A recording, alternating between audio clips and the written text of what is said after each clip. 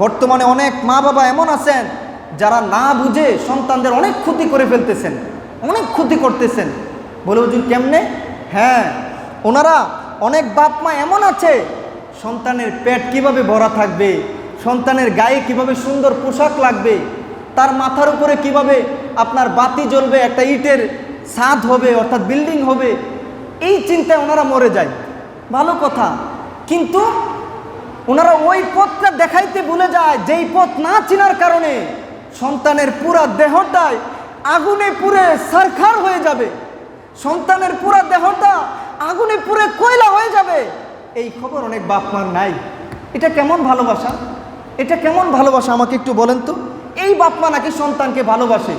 ওনারা ফজরের সময় তাদের সন্তানকে ডাক দেয় না, কারণ 8টা বাজে তার কোচিং আছে, 8টা বাজে তার প্রাইভেট আছে। ইন্না লিল্লাহি ওয়া ইন্না ইলাইহি রাজিউন। চিন্তা করছেন এটা কেমন ভালোবাসা? অনেক বাবা আছে তার সন্তানকে ডাকতে চায়, আব্বা, ও বাবা, সন্তান উঠো উঠো উঠো উঠো, ফজরের নামাজটা পড়ে ঘুমায়ো। মা ওইখান থেকে ডাক দেয়, না না না, ডাক দিও না, ডাক দিও না। রাত 12টা 1টা পর্যন্ত পইরা ঘুমাইছে, সামনে ওর পরীক্ষা, 8টা বাজে আবার কোচিং আছে, 8টা বাজে আবার ওর প্রাইভেট আছে। ইন্না লিল্লাহি ওয়া ইন্না ইলাইহি রাজিউন। লা হাওলা ওয়ালা কুওয়াতা ইল্লা বিল্লাহ।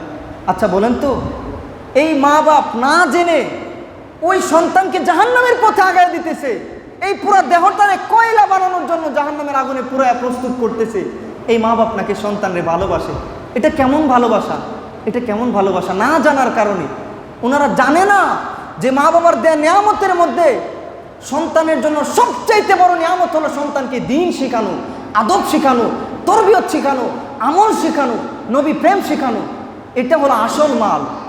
এগুলো যদি শিখান না, সন্তানের পিছনে মাল এমনি ঘুরবে। সে বলবে দুনিয়ার এত মাল আমার দরকার নাই, আমার দরকার আমার রব, আমার দরকার আখিরাত।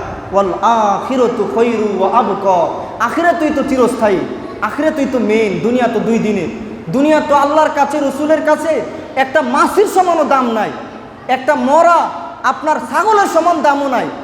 আল্লাহ রসুলের কাছে এই দুনিয়ার দাম। ওনারা বলবে এমন। আজকের মা বাবারা সন্তানদের সব কিছু শিখাইতেছে, আখিরাতে শিক্ষা দেই না। আল্লাহ তাআলা, আমি মা বাবাদের বদনাম বলতেছি না, ইল্লা মাশাআল্লাহ, যারা ভালো তারা তো ভালো।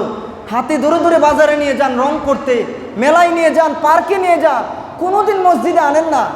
6 বছর 7 বছর অন্তত যখন অন্যজনকে ডিস্টার্ব করবে না, এরকম একটা বয়স যখন হয়ে যায় 6-7 বছর, তখন আঙ্গুলে করে করে মসজিদে আনা অবশ্যই অবশ্যই নবীজির নির্দেশ।